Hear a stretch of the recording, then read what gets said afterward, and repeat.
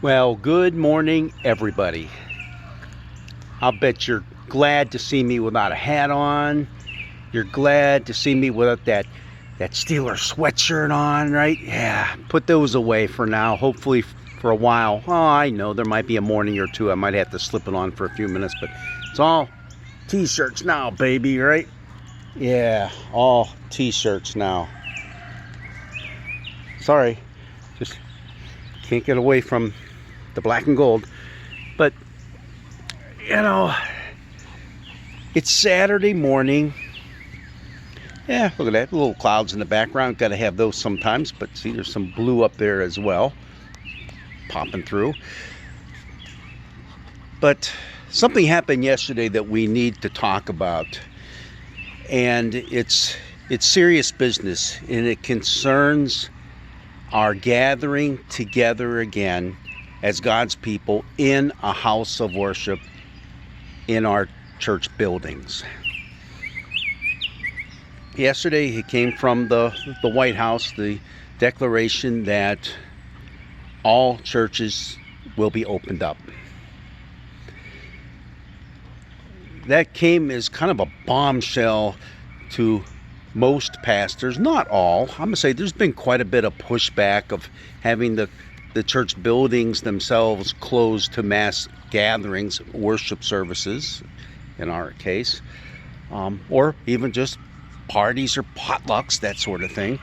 I know there's been that pushback, but it was all done for a reason. It was done to help mitigate the spread of the virus, right? Well, this came as a shock, this announcement yesterday, because as of Friday morning, most of us were living under state regulations and guidelines. I'm just going to talk about New York State, where we're located in Western New York. As a congregation, we would not have any more than 10 people at once gathering together in the building until we reach phase 4 of a reopening. Phase 4, at the earliest, in some locations in New York State, would have occurred in July. In July. That's a whole month away yet, folks. Almost a month and a half. In no way, shape, or form are any of our congregations prepared to do it right now. It's just not happening this Sunday.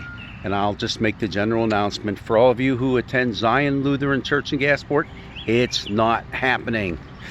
Not now, and not for a while yet. Now, it's not that we don't want to gather together. We do. We're desperate for that feeling of unity, that feeling of fellowship, that feeling of just sitting down, having a cup of coffee together, and singing and praying together, and wow, all the things that we've done in the past that make life in the church so meaningful. We all want that. And we all need that as well. But what we don't need is to start all over from scratch again, especially if we allow a deadly virus to overtake our sensibilities and overtake our lives once again. And that could easily happen because we don't have all the answers yet, and all the fix-it solutions aren't in place yet. As I mentioned in yesterday's little meditation, one thing we're called upon as God's people to do is be patient. And it's hard. I know it's hard to sit, but we need to do it. We need to do it. Zion is a part of the Evangelical Lutheran Church in America. We have a sister congregation in New York City that has suffered 44 coronavirus deaths in the last 2 months. 44 deaths just from one congregation. What has happened is some of the biggest spikes, the biggest hotbeds of the virus have occurred, believe it or not, within church and synagogue and mosque settings where people of faith gather together in big groups, and they high-five each other, and they hug each other, and they kiss each other, and they sing together, and they eat together. All of it just waiting for disaster to happen, and unfortunately it did. And these things were happening before the stay-at-home orders, and before we knew just what kind of a awful situation we were dealing with. We don't want to repeat that, and our heartfelt prayers go out for that congregation that lost 44 people, and that's just to date. There are still people in that church who are on ventilators. As a pastor of many of you, I'm not doing that, folks. I'm not going there. We're not going there. We're going to do what's right and what's safe and what's loving, and that is take care of each other. Now, would I do it? Yes. If it came down to it, I'd be doing 44 funerals. I don't want to do 44 funerals.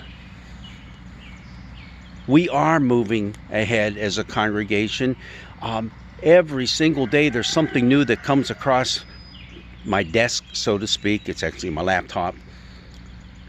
Suggestions on how to do this, how to do that, all the way from the ELCA nation offices down to our synod offices, down to just things that pastors have shared with each other. I'm trying to combine all those into a single smaller document for us to digest, because we have to adapt those to our particular situation, and we will. We are going to get together again. But life will be a lot different once we get inside the four walls of that building. It has to, at least for now. And it's going to have to for a little bit of time, perhaps even up to a year. And there may be some things that we never do the same again.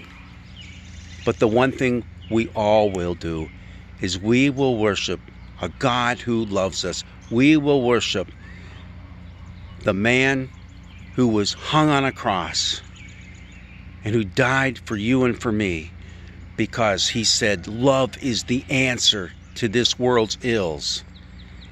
And it was in a world that didn't want to hear that. A world that hung him out to dry. But then there was a loving Father who said, it's not happening.